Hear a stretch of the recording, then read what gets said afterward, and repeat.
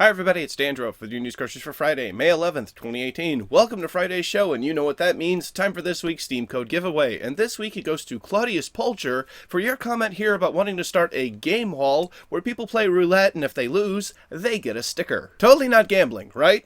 Well, I'm stealing this idea and in return giving you a code for Moon Hunters. Be sure to check your YouTube messages. For today's top story, we are talking about Rocket League because a small increment in total cross-platform play is coming this summer. The ability to make cross-platform parties. Essentially what this does is allow players from Xbox One to play with their friends on Switch or PC with ease. Of course, the real question is, are gamers on PS4 and PS4 Pro going to be able to group with their friends on Xbox and Switch? And the current answer is, nobody knows yet.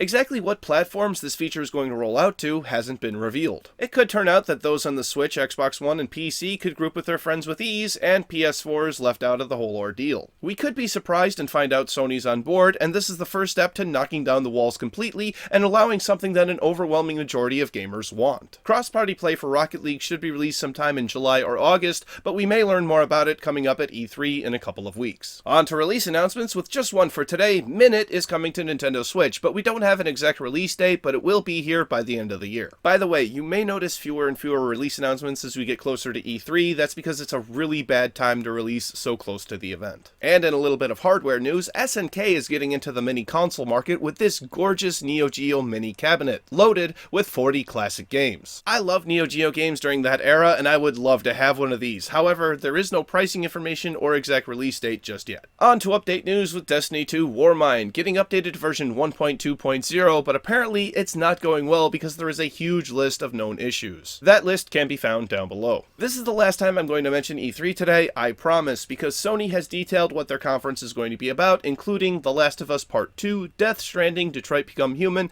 the new Spider-Man game, and many more exclusives. We also know their conference takes place on Monday, June 11th, the first official day of the event. Changing bases to some Microsoft news, it is now possible to buy and gift digital games on the Xbox Marketplace. This applies to all Xbox One, 360, and classic games available, though you cannot gift pre-order games, and obviously you can't gift free games. You really have to wonder what took them so long, because this is just potential for Microsoft to make more money. I personally have bought a ton of games for my friends just so we could all play, and I consider it money well spent. One major difference though is you can only gift 2 games that have a discount in every 14-day period. Kinda odd, huh? Not as odd as this one. The current CEO for GameStop, Michael K. Mahler, has resigned after just 3 months of his position. This will end Mr. Mahler's 16 years at the company and will be temporarily replaced by Daniel A. DiMatteo while another permanent CEO is found. It's not really clear why he held his seat for such a short period of time, so your guess is as good as mine. Let's move on to Niantic, revealing some big plans for Pokemon Go. They want to create augmented reality maps for trainers to navigate. They would use data they've already gathered from people playing Pokemon Go to create new places for people to play, which is a very interesting idea. However, they're not talking about how they're planning on implementing this, they're just talking about how they would like to do it. I think this is a great idea because you could use your phone to navigate through public places you've never been to before and have some fun while doing it. Really can't wait to see what they come up with. Finally for this week, let's talk about Belgium, one of the countries who has taken a stance against loot boxes. That stance is turning into action and are forming a criminal prosecution against companies like Valve, Blizzard, and EA. Earlier this week, EA announced FIFA 18 would contain loot boxes, and while they did change Battlefront 2's business model, it still contains loot boxes. FIFA is a series specifically mentioned by the Belgian Gaming Commission, so it's likely EA would not win in a Belgian court. It would be a shame and a disservice to Belgian gamers for EA to consider to not release their games in that area anymore, and I can't think of anything more apathetic. These two are going to butt heads, it's only a matter of time. For more updates on Belgium and how they're handling loot boxes, stay tuned to News Cartridge.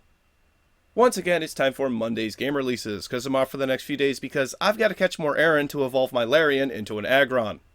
Somehow that was English. For PC, Creepy Road, Hyperspace Dogfights, and Mad Frost. Thank you very much, everybody. This has been News Cartridge. I am Dandruff. I will see you tomorrow. And why aren't koalas bears?